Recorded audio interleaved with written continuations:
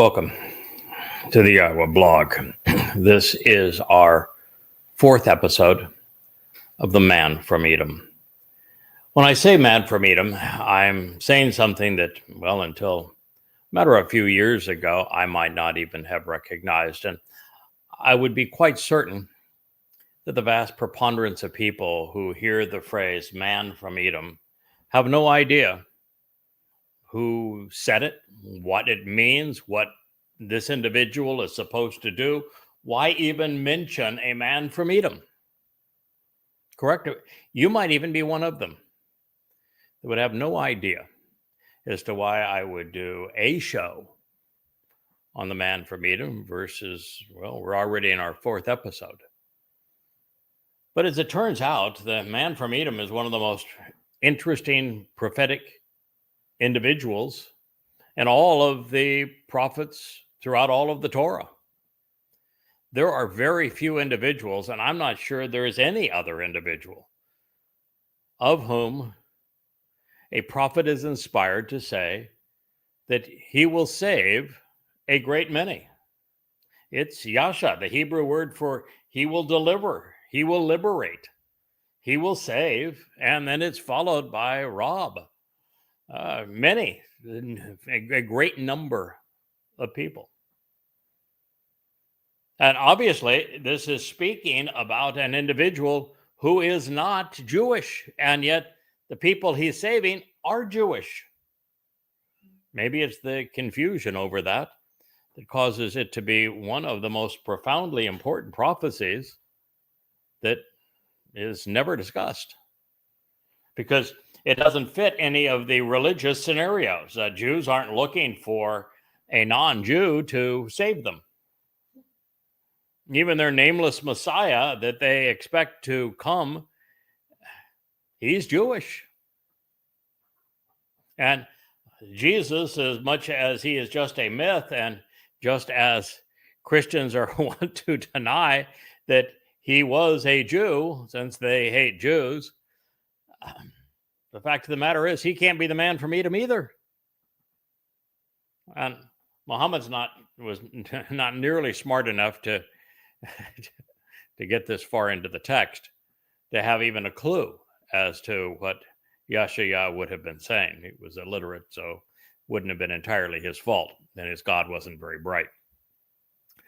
And since almost all the religiosity in the Quran comes from Talmud stories that rabbis in Yathrib sold to Muhammad, they didn't much care for this prophecy either, because the notion that a goy, a man from Edom, was going to save them was way beyond anything that they could fathom. So we're in a quandary. Humankind has been, as it relates to what this prophecy means. And I'm saying that I was quizzical as I was just saying that. How could you be unaware or curious as to, or even ignorant of the meaning of a prophecy from the greatest of the prophets, Yahshua, a prophet whom we have the entirety of his prophetic revelation in a scroll preserved in the caves above Qumran from beginning to end. And he says emphatically that the man from Edom comes in the last days, and he is attired in bloody red because, well, he is sacrificing himself to save the final remnant of Yisrael. And we're reading this in a book that introduced the Choder, this one unique individual among all people who have ever lived, who is imbued with the seven spirits of Yahweh, who is uniquely wise because Yahweh has facilitated his wisdom, who has understanding beyond all others, because again, he's been given the spirit of wisdom and of understanding, even the spirit of putting the entire story together, being the first person to do so, to explain God's presentation from beginning to end. In addition to the spirit of being exceedingly bold, courageous, capable. He has the spirit of Yahweh, the spirit also of a reverence and respect for Yahweh. And he is the spirit of knowing, of being aware and familiar. And that's the entire 11th chapter that speaks of how this individual is going to scribe this Nesh banner on behalf of God's people that's going to be lifted up in the last day. And here we are having this prelude, which is what we're doing now, going through the prophets and this prelude to the most extraordinary prophetic figure. This man from Edom that ultimately saves Israel in the end. And my guess is that if you grew up in the Christian church, you never heard a sermon on it, ever. Never heard it mentioned. In fact, there's more mention of the red heifer, as if the red heifer is actually a cow. And how the red heifer is going to redeem Israel in the end. Then there is an understanding of the man from Edom. And it's very clear that he's an individual that's going to save many. I would tell you that no one even understood the Edom of Torah, which is the actual name of the individual. He is the bloody red man of the earth, who is productive and fruitful as a bull, is the one who has been convoluted to the red heifer. And he has a very important role on Towrah.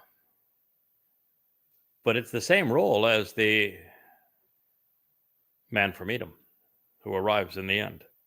So that is what the story that we're pursuing. And I'm here to tell you that I don't think anyone has ever begun the process of trying to put it into context and understand what it's talking about until this very moment. And we were pondering the text of Yeshayah leading up to the presentation of this man from Edom when we came across a statement where the great prophet equated this man, the Choder, the Bashar of Yahweh, his coal voice,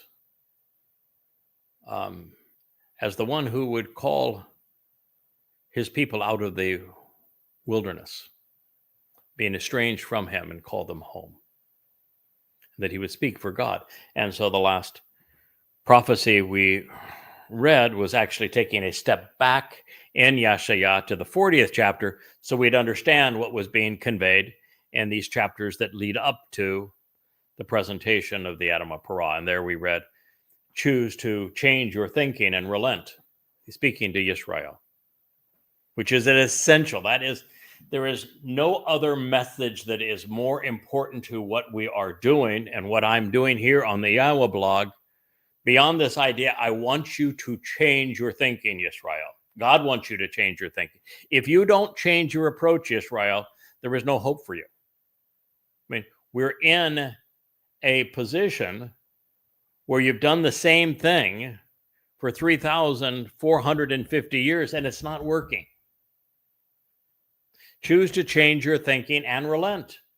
And God says, you will be comforted. You'll be consoled, my people. Promises your God.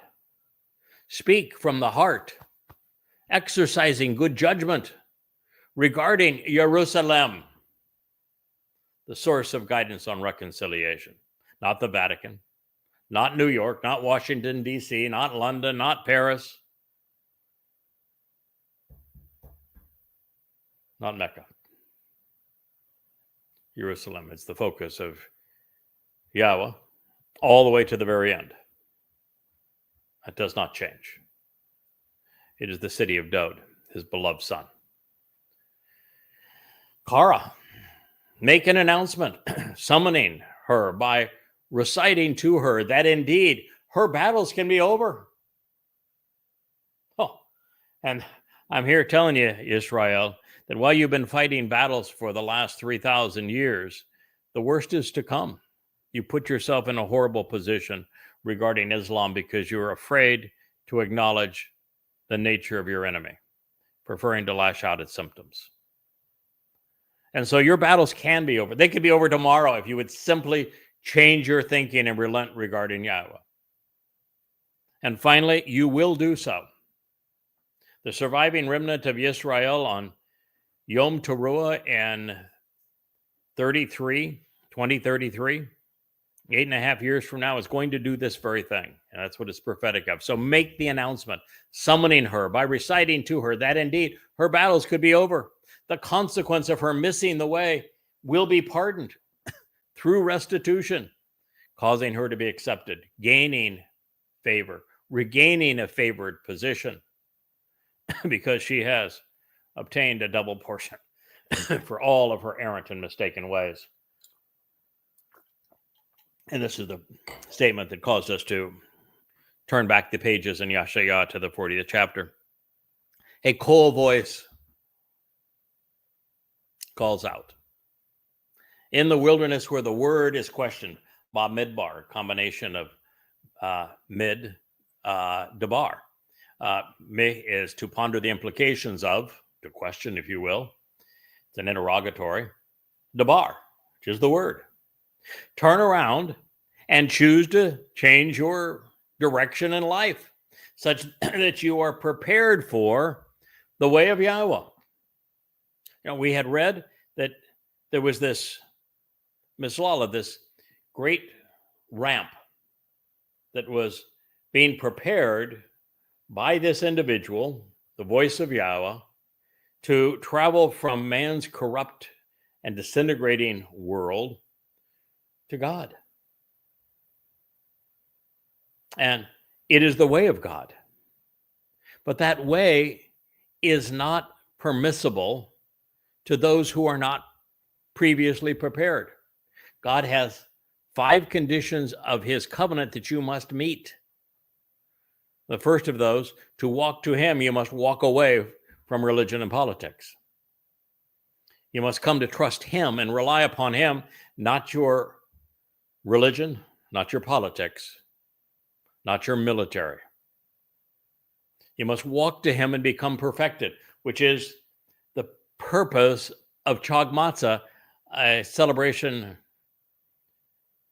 that Jews no longer even observe. And come to be observant, closely examining and carefully considering the very terms and conditions that are so instructive regarding the covenant relationship. And of course, circumcise our sons on the 8th day so that we and they remember to be part of God's covenant family. These are conditions of the covenant, and you can't just pick one and say, well, I'm circumcised there, I'm good to go. No, you've got to do all of them. All of them must be accepted, or you're not welcome on that raised highway to God. You can't just celebrate Passover and say, I'm good to go.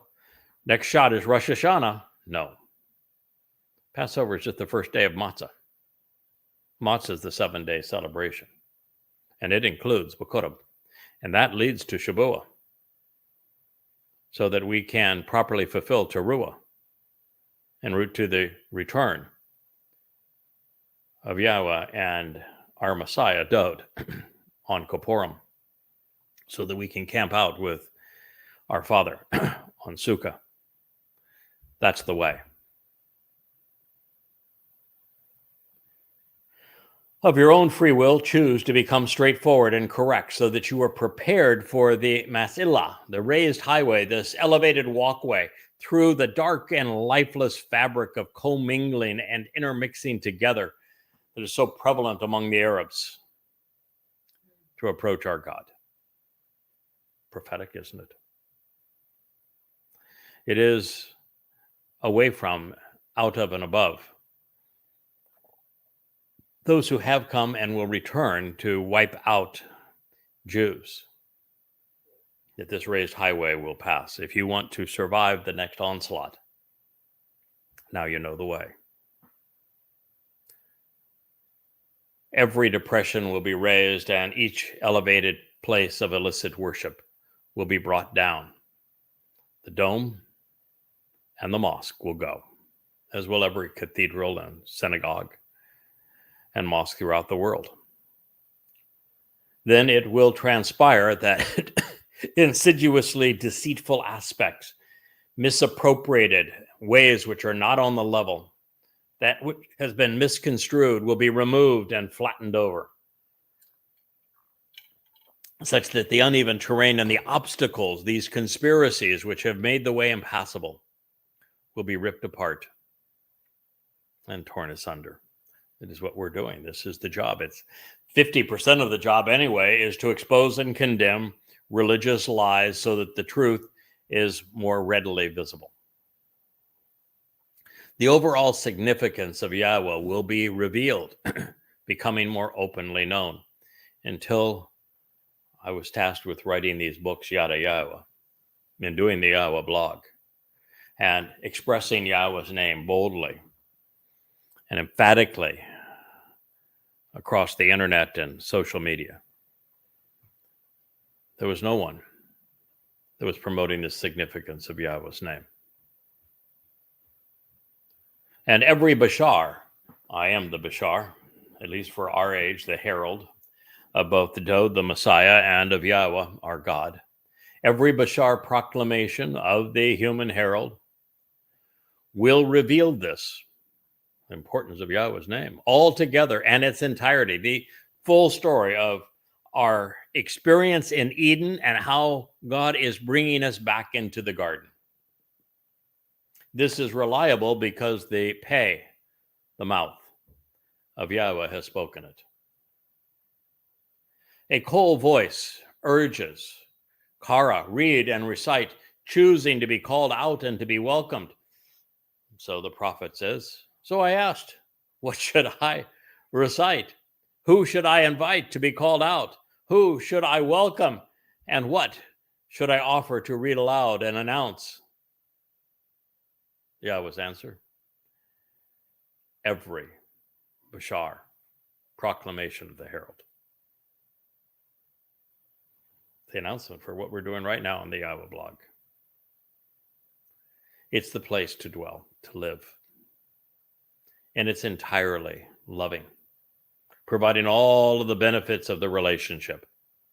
It's akin to a gleaming flower, a blossoming and shining, productive and flourishing bud, while spreading across the entire open terrain.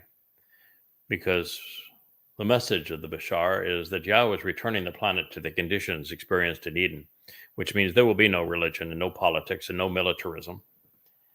And that those who will be welcome there will all be part of God's covenant family. And I'm sharing with you how to be part of this terraformed earth. But it says that this dwelling place will be gone for a while, the blossoming and gleaming flower. He will be treated with contempt for a moment, because truly the Ruach spirit of Yahweh, she blows like the wind, dispersing and driving forcefully away through him. The job of the Choder, we learned as we did those programs on the Choder from Isaiah 11, is more than a stem off the tree of lives, more than just a branch off of the tree of knowledge of both good and evil, God's way and the religious counter to it. He is also a rod used to get the attention of and to punish those who have been contrary to Yahweh and who have led so many astray. And so the seven spirits that imbue the Choder, this Bashar, the coal of Yahweh, well, those spirits not only convey wisdom, they not only provide understanding, they also condemn.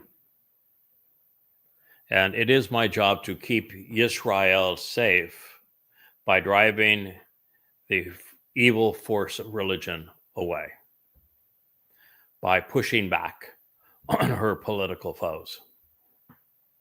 And so the spirit of Yahweh will blow like the wind, driving them away. And it's going to become even more powerful upon my return with Elia when we're on atop the Temple Mount. We will be far greater than mortal. Insightfully, the abode and dwelling place is for the family, because the word of our God stands forever. The replica of the tent of the restoring witness will be placed on Mount Moriah, on the Temple Mount, once it's cleansed of the Islamic scars that currently corrupt it. And that will be the home for the family of God for the time that we are there. That is Yeshayah, Isaiah 41 through 8. So, the more we ponder the implications of Yeshayah, the more we come to appreciate that much of it exists to present the very mission and the implications of the Choder, who is the Bashar and Kol of God. Neither the prophet nor Yahweh wanted their people to disregard this individual or fail to listen to what he has to say.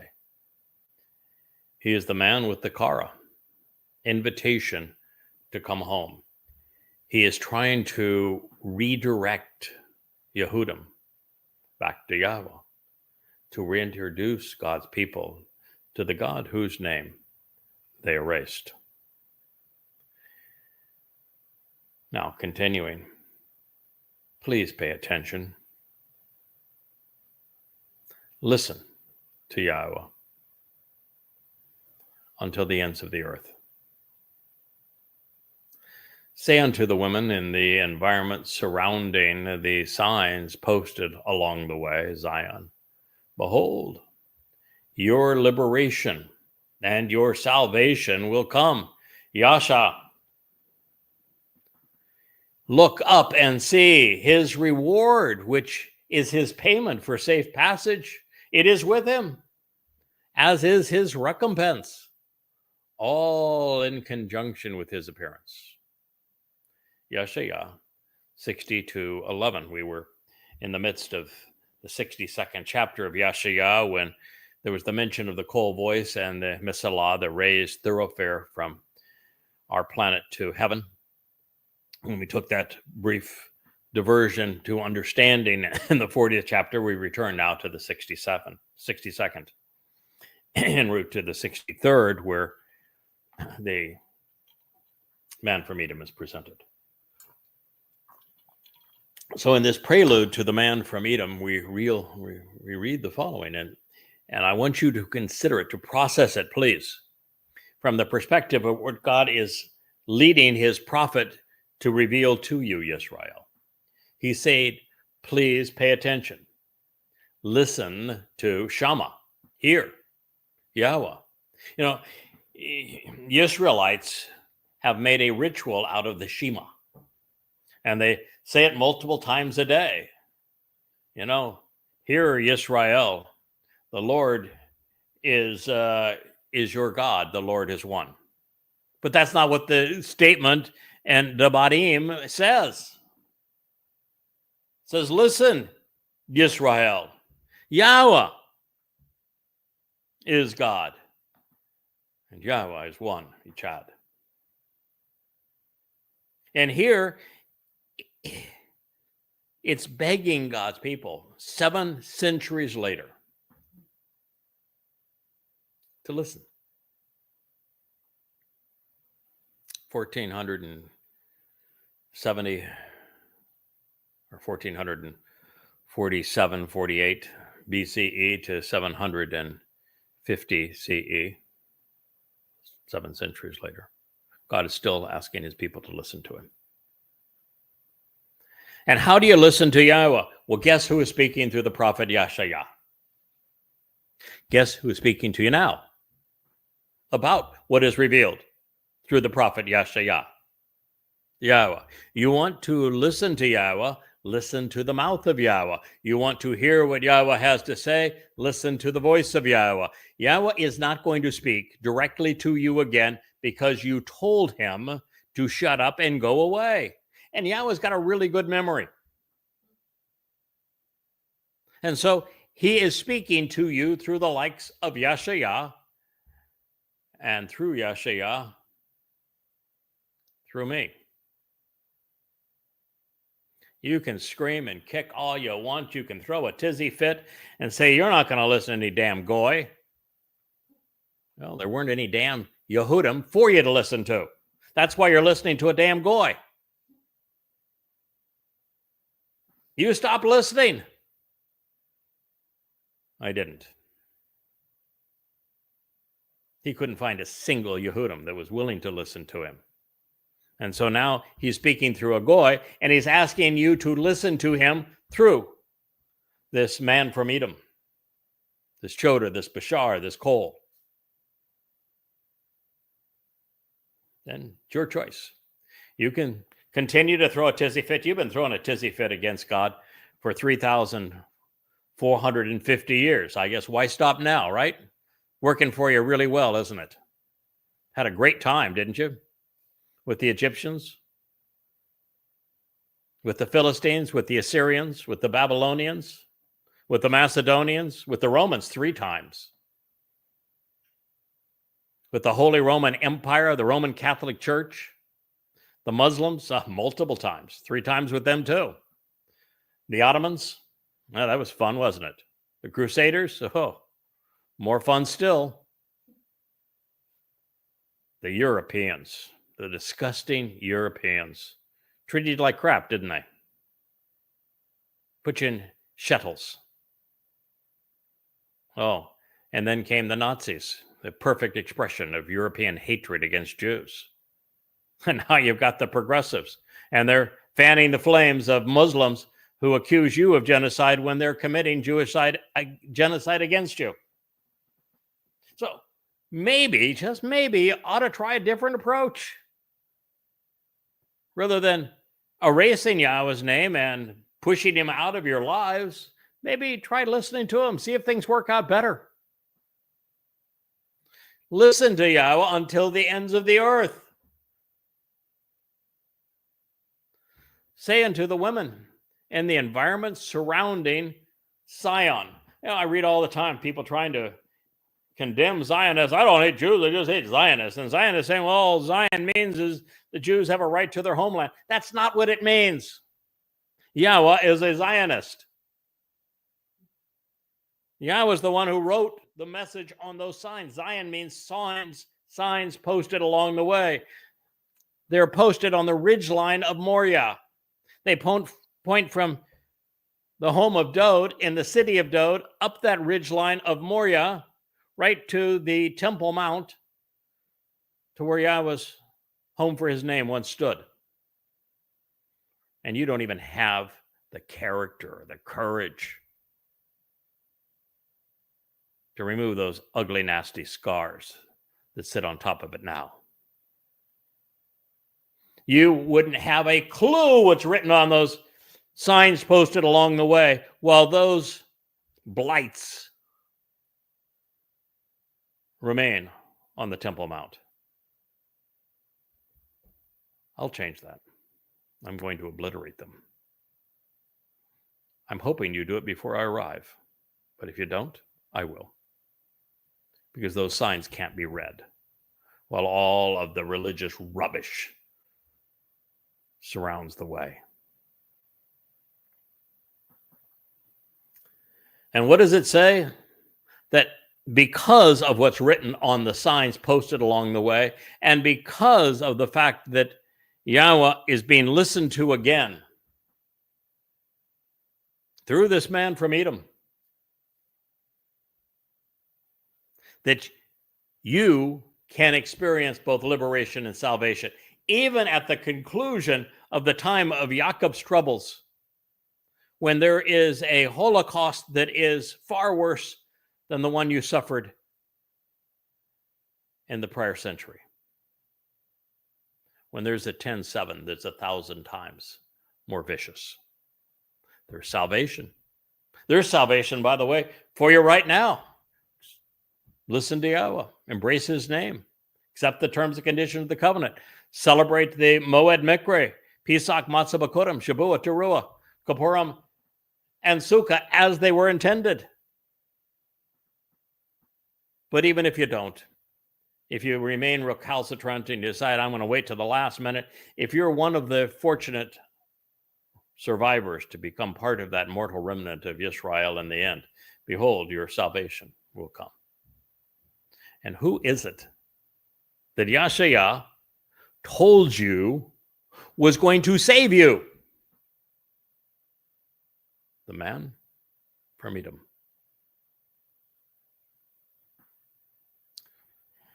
Look up and see.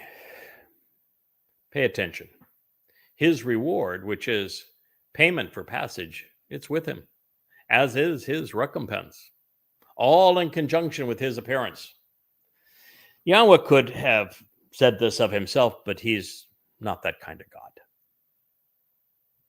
Yahweh's the kind of God. He happens to be the only kind of God, but nonetheless, I can speak of Yahweh's characteristics in this way, who likes to share credit. He chooses to work through people at every possible opportunity. And you may not like his choices. Clearly, rabbis don't like Dode based upon that hideous movie, House of David, that they contributed to, and all of their ridiculous rubbish that they write about him. You may not like who God chooses. You may not like Moshe, so they made up a Talmud and called it their own Torah because they didn't like what he had to say. You may not like it. Tough. God's universe, he gets to choose who he wants to work with. And this time he chose a goy. Not because he prefers goys to Yehudim. That's not the reason at all, because he prefers Yehudim to goys. It's just that there was no way to have a relationship with Yehudim if he didn't form this relationship with this goy to get their attention and bring them back home. The payment for passage is the sacrifice of the Yada Yahowah. You read all about it in Numbers 19. It's something that I don't think there's, in fact, I can say for certain, there isn't a single person on earth who understood it prior to me explaining it. And I explain it in this very volume that we are examining, and we will get to the details of it as we move into past Shabbat to Towrah. I thought there would be at least 100 programs in this one volume. This is the volume we are considering. We're still in the first portion, considering the Katsir harvest on that series of programs. And that series of programs is what it leads us to the sacrifice of the Yada Yahowah as it is laid out for us in Bamidbar, Numbers 19. Its purpose is to prepare the adulterous woman, which is why this speaks of females. Began by saying, say unto the woman, the women in this environment, the bath, the daughters, is because Yahweh is looking at this moment, Yisrael is the adulterous woman. And the ultimate bridegroom is returning, the Messiah and King. And Yahweh wants a wedding ceremony. He wants to undo the divorce. And he is positioning Dode, the returning king, as the ultimate groom, and Yisrael as the adulterous woman whom he wants to have this relationship with that has to be prepared because she's filthy. And the payment for passage, just as the Passover lamb opens the door to life by his sacrifice, I open the safe passage for the adulterous woman by providing recompense. It's this uniform story that God is telling. And again, doesn't mean anything to me whether or not you choose to accept God's story. You benefit from it or you turn it down. I'm unaffected either way. My job is to share it with you so that you're without excuse, so that you know what God is offering and who he is offering it through and what you need to do to capitalize. I'll make that story and that information available to you as clearly as I can articulate it. And then what you do with it is up to you. My job isn't to drag you kicking and screaming as Yahweh did during the first Exodus. My job is to invite you as clearly and as intelligently and as consistently as is possible. Look and see his reward, which is his payment for safe passage. It's with him, as is his recompense. It's the direct result of the consequence of what he will accomplish through his very material approach here, offering both reward and punishment. And that goes right back to the Towrah. The Towrah is both an object to punish those who have harmed God's people and as the source of new life for those who are embracing Yahweh in the end. This is all in conjunction with his appearance, and it is his appearance in two ways.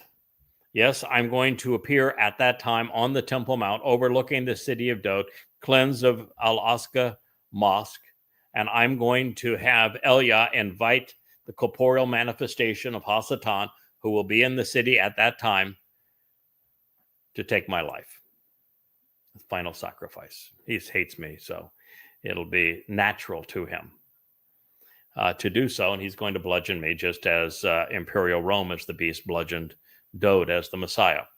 And Yahweh is going to turn that sacrifice into something spectacular for his people, just as he did with the sacrifice of Dod's Bashar body on Passover.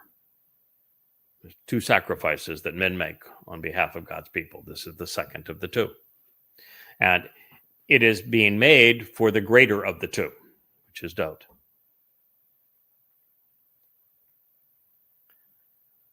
So the message is for Yisrael, as the adulterous woman of Bamidbar 5, that she should listen, and that the Adamah Parah of Numbers 19 will prepare her to be betrothed to the returning Messiah, and therefore reconciled in the relationship with Yahweh.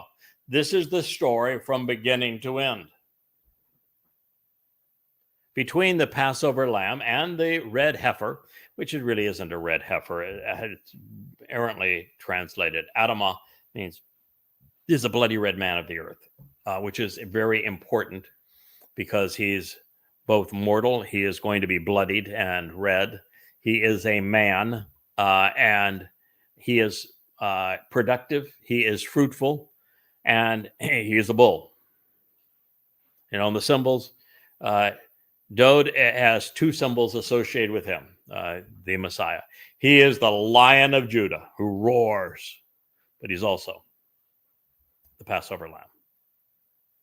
I am the bull. My job is to stamp out and kick out demons of every ilk, from false gods to the demons who harm God's people because of their religious beliefs. It's my job. And ultimately, I will lay down my life for Yisrael. And I do so on the most appropriate days, because remember, this was speaking twice of the herald that you should listen to. Well, the day of the herald is Yom Teruah. You might recognize it if I were to tell you by the name that you now have corrupted it. You call it Rosh Hashanah, in name of the Babylonian New Year. That's how far rabbis have led you astray.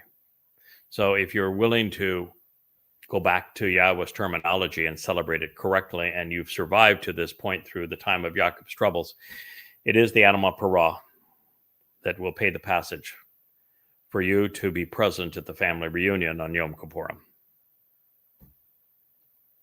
and doing so on the day of the herald as the herald. Safe passage home for the ultimate family reunion and day of reconciliations.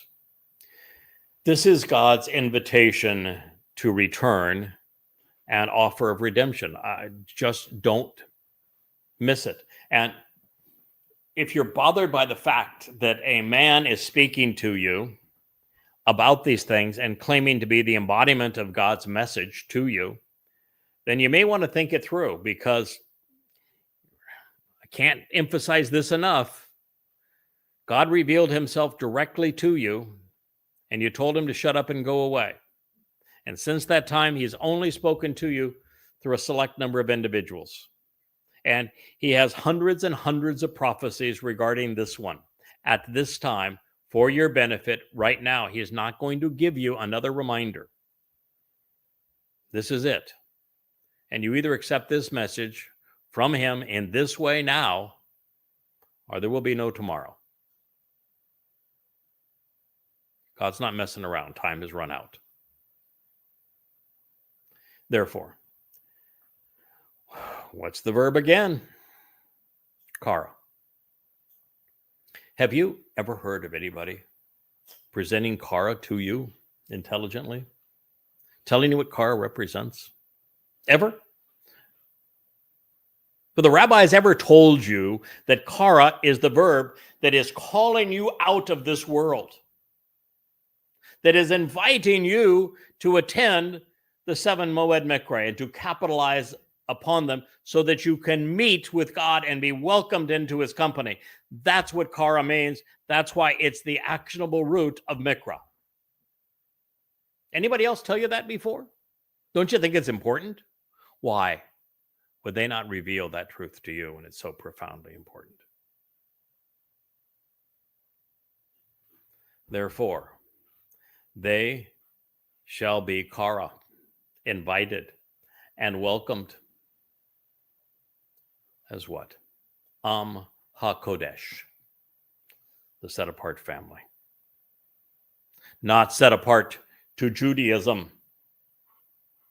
not set apart to Rome, not set apart to Christianity, not set apart to YAHOWAH. Set apart as a family unto Yahowah. That is why we're doing this. God wants you to come home. He's offering this invitation to you. He's trying to welcome you into his loving embrace. He wants to call you once again what you have not been for a very long time and have only been ever so briefly. HaKodesh, the set apart family, the people who are separated, unique, special, and uncommon. Those being redeemed by Yahweh. Yahweh is the reason that Israel will be redeemed. He is the power behind the redemption. It's just that Yahweh doesn't work alone. So he's explaining this to you through the likes of Yashaya and myself. And he will implement this through the likes of Dode and Yada. He's going to deliver your ransom. Then, by the way, just to reemphasize this point, if the redemption is coming from Yahweh, what are the chances of you being welcomed into the set-apart family if you're unwilling to say his name, if you're unwilling to acknowledge his name, if you're irritated every time someone proclaims his name? Yahweh, Yahweh, Yahweh.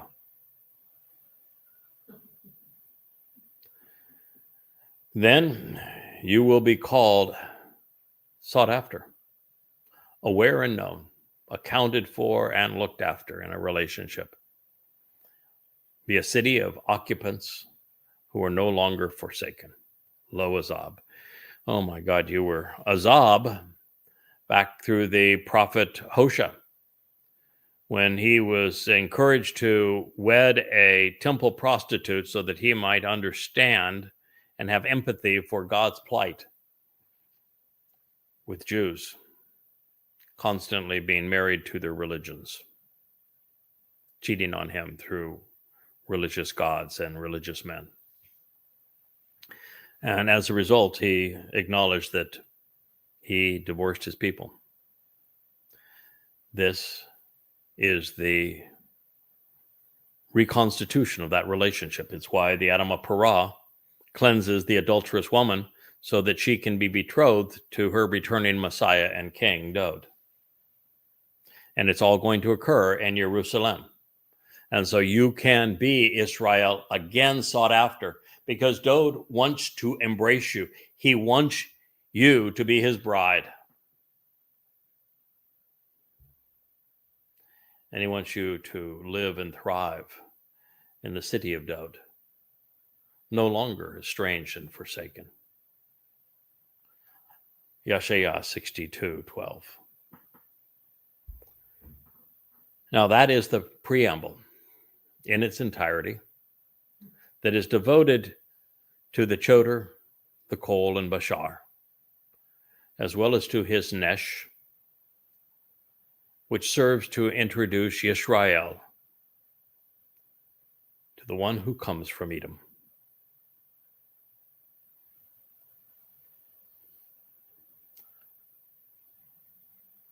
We begin with the question, who is this man? Ze, he, the one, masculine singular, who comes at this time, Bo, who arrives and returns at this very moment, call, participle, perfect, absolute, active, third person, masculine, singular, out of Edom, from those influenced by the bloody red nature of Rome. Esau is the basis of Edom, and Esau was called hairy and red. Edom is based upon Adam, which means bloody red. And it extrapolates the concept according to the name as it's presented as hairy. Hairy and red. Esau. Are you familiar with the title Caesar? You know what it means in Latin? Hairy. How about the color red? What nation among all empires is most known for the bloody red uniforms of its soldiers and for the bloody red that it paraded under? The blood that it shed. Rome. It doesn't say that he is a Roman, although it does say that he is coming out of Edom. And this would mean that A, he cannot be a Yisraelite. He is not a Yehudim.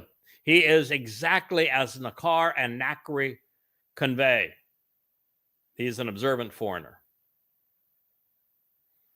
Be pissed off if you want to, Yisrael, that he can't be one of your rabbis, that he can't be one of your politicians, that he can't be one of you, although he acts more like God's intent for you and acts more Yahud than any Yahud today.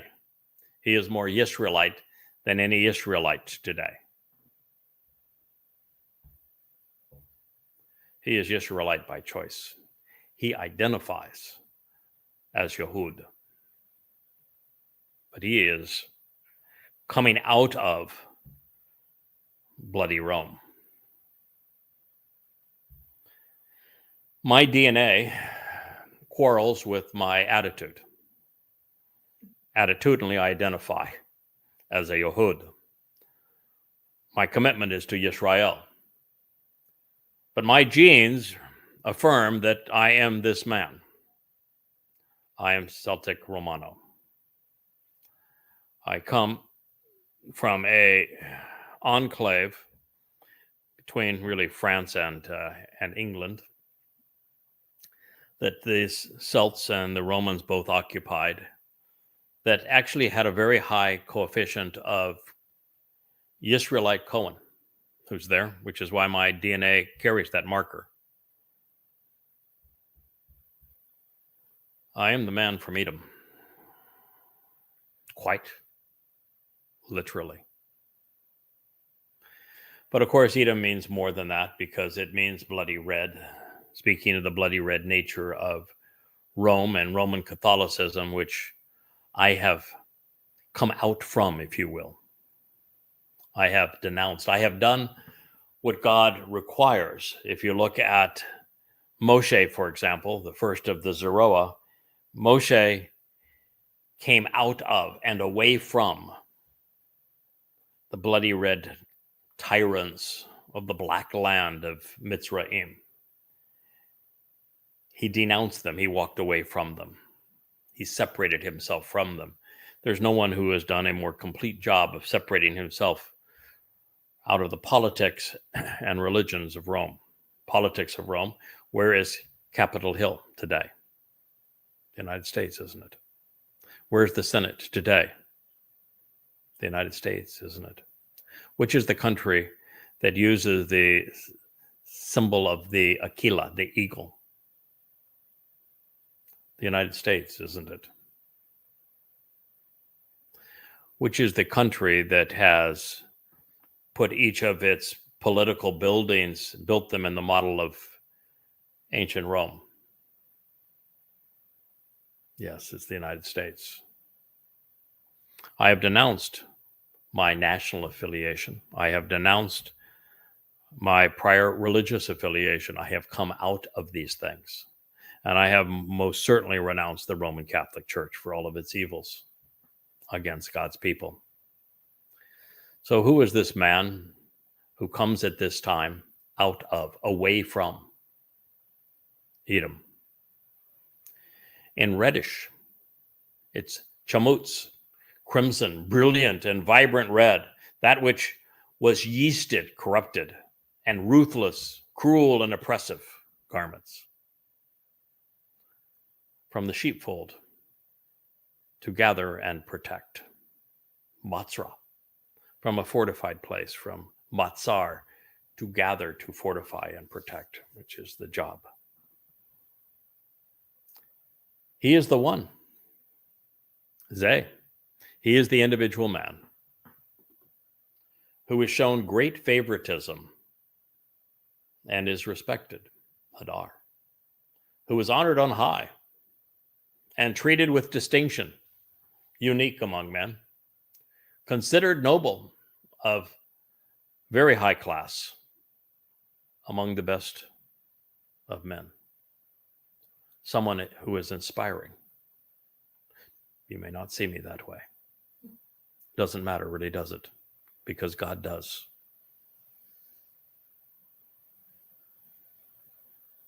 Therefore, he is suitably adorned and arrayed, striding purposefully in the abundance of his influence and authority.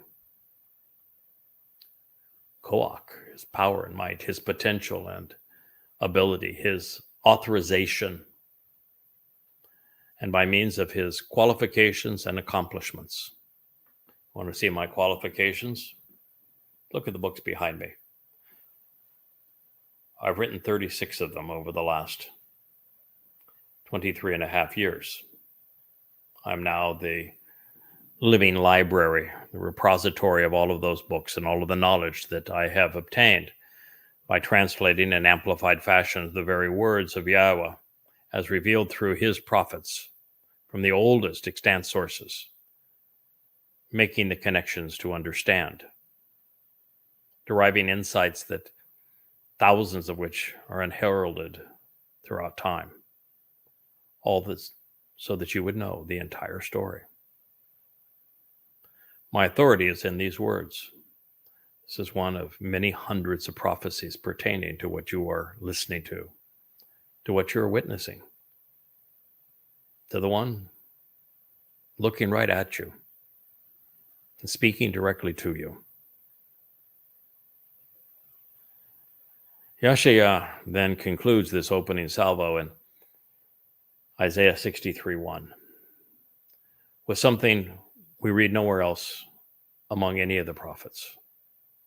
What he is saying is so important to Israel, so essential to the very survival of his people. He says, I am sharing this message accurately, correctly, verifiably, honestly, and forthrightly to deliver and save a great many. Because it is Yahweh who revealed to Yasha'yah that the man from Edom will do these very things. And he wants his people to know. I'm sharing this message accurately, correctly, honestly, and forthrightly to deliver and save, Yasa, to rescue, liberate, freeing, rob a great many, the vast preponderance of people. Yasha'yah 63:1. The Zebo men Edom, the man who comes from Edom, is a single individual male arriving at this time. He, like the Nakar, is a foreigner and thus not a Israelite. And that makes him particularly unique in God's story. But not totally. Adam, Towrah, Noach, all of the wives and sons and were Goyim, were they not? How about Abraham and Sarah, even Lot? Goyim, were they not? They were Babylonian. Can't get any more Goyim than that. How about Ishak, Ishmael, Goy? Even Esau, Goy too. And Jacob was born a Goy. It is only Jacob's descendants who became known as the Israelites. God began his story with a non-Israelite, not just one, but many. The way to the covenant, the entire narrative pursuant to the covenant, was conveyed through a Babylonian. The way home, by way of that covenant, is now being manifest through a man who came from descendancy through Rome.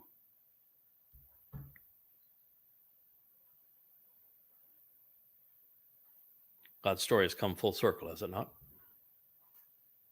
So the Zebo men, Edom, the man, this one, who arrives from Edom, is not only a single individual male approaching at this time. He is just like that Nakar, which means observant foreigner. He is not a Israelite. He is also distinguished by the proclamation that he will Yasher Rab, deliver and save many. This is said of no one else anywhere in the prophets.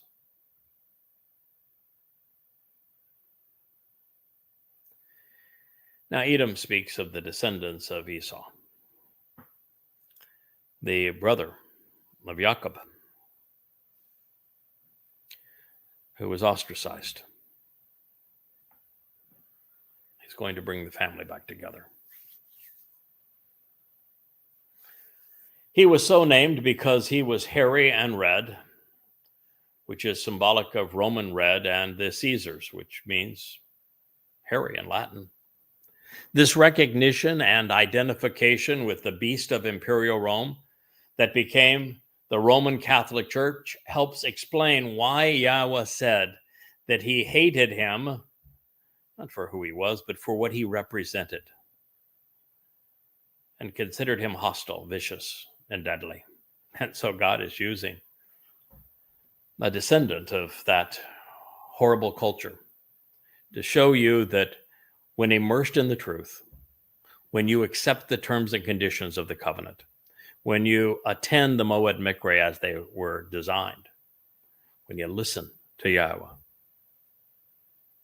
he can perfect the imperfect. He can use a tool that comes out of bloody Rome to save his people. Rather than killing his people, this one will save his people, because the difference is this one listened to Yahweh while the others listened to gods of their own making. And this time he will be effective because Yisrael, rather than listening to their rabbis, rather than listening to their religious pundits, will start listening to him as he speaks for Yahweh. The man coming out of Edom, however, is distancing himself from the nastiness of Rome, just as Abraham and Moshe walked away from Babel and from Mitzrayim. This is the final Exodus. And it wasn't until they distanced themselves from Babylon, and Mitzrayim, Egypt, that they were approached by and usable to Yahweh. As such, it is germane to acknowledge, as I have shared, that my DNA reveals that I have Romano-Celtic heritage, while my witness proves that I have disassociated from, renounced, and denounced all prior political and religious affiliations. I have come clean of them. I oppose them. And I'm like Moshe in this regard because I know religion. I know politics. I was once immersed in it. And I came to reject it. And that makes me a much more effective witness. It's just as when Yahweh chose Moshe amongst all the people on the planet to go and rescue his people, this broken down 80-year-old shepherd in the wilds of Arabia.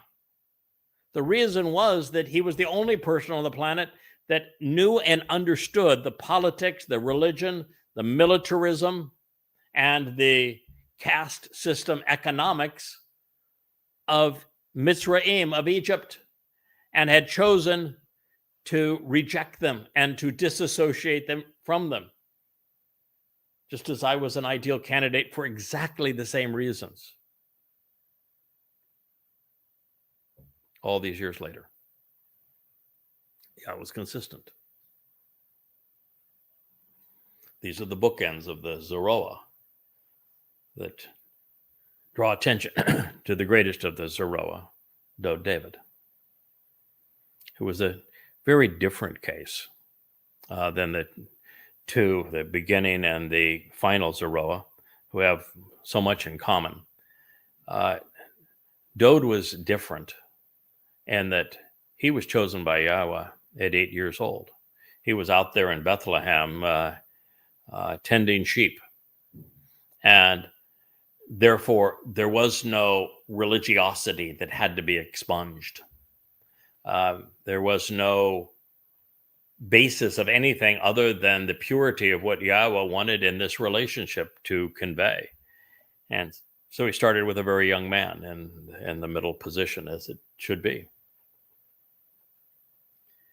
Now, the reddish garments obviously caught Yahshaya's attention, which is why he makes a big deal of them. And it is because they are stained in blood. The man from Edom is sacrificed as the Adam of Parah. He is the bloody red man of the earth, who is a productive bull on the day of the herald, offering his life to save the mortal remnant of Yisrael, God's lost sheep.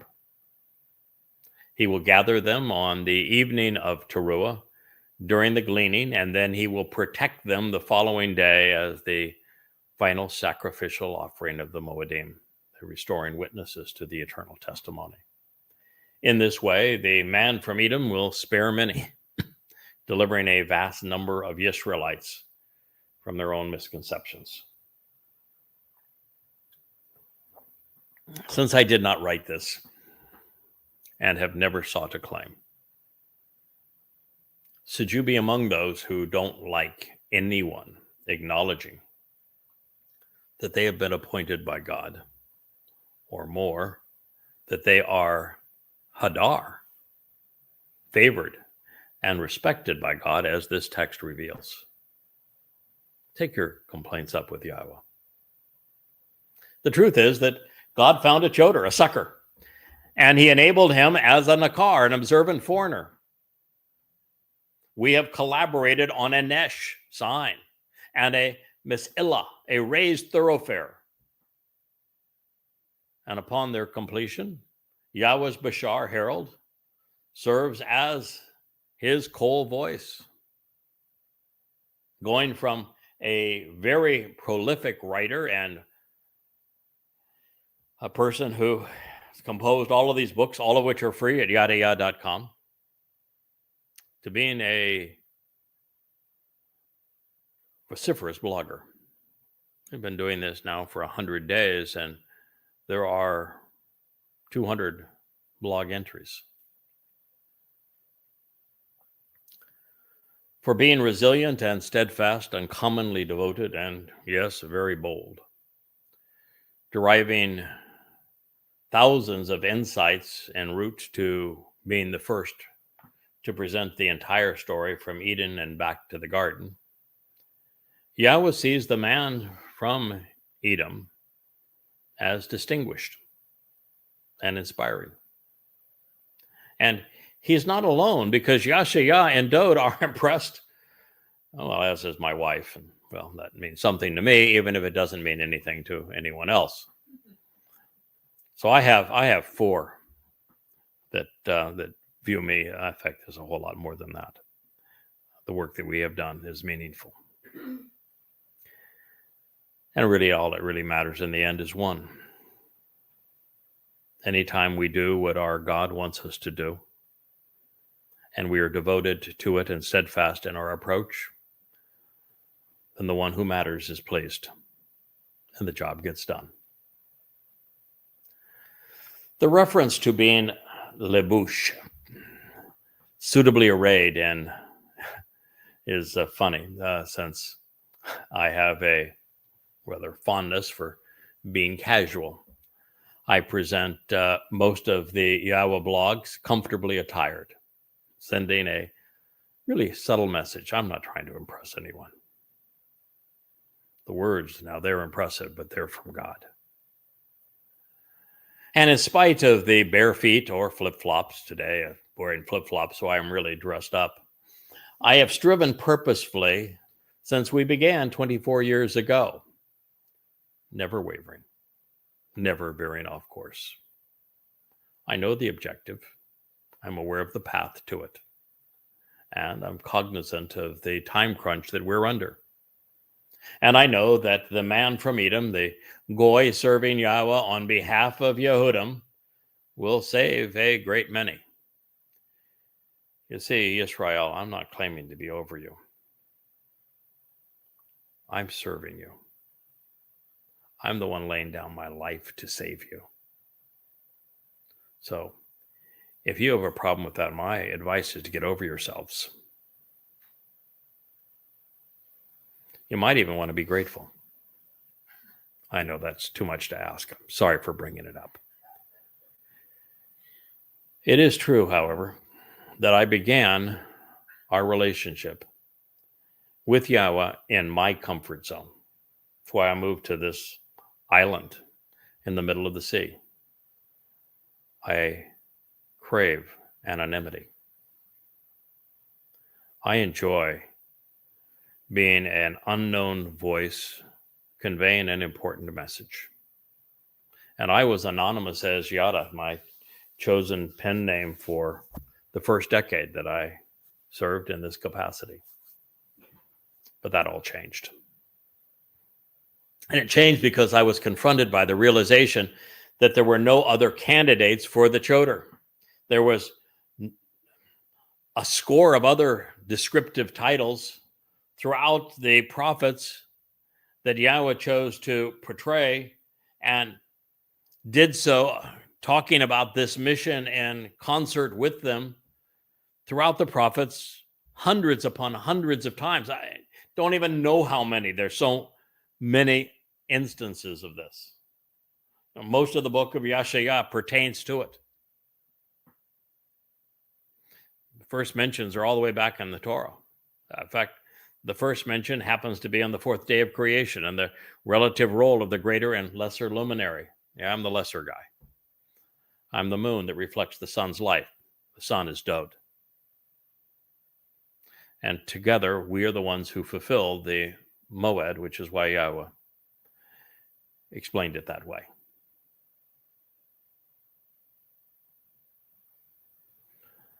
Dod got the first three. I get the next three.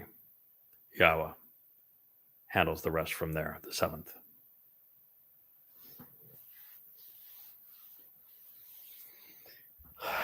And so I came to realize and to share that I was serving under the koach, the influence and authority of Yahweh. If Yahweh wants this known, and he does, then I would be an unfaithful servant to keep it hidden. I go where the words lead, and this is what they say. And just because I would prefer anonymity, I can't go there. I can't remain there because Yahweh wants his influence through the Choder, the Nakar, the Bashar, the Kol, the final Zeroah, the Adamah Parah, this very man who comes out of Edom at this time, known to his people. He wants you to be able to identify him and to trust him, to listen to him, and respond accordingly. Now, there is only one other place in the whole of the Torah, Nabi wa Mizmor, where we read something akin to an admission. I am sharing this message accurately and truthfully. And that is when Yahweh is acknowledging that the promises that he made to his beloved son, Dod, are vows that he will never break.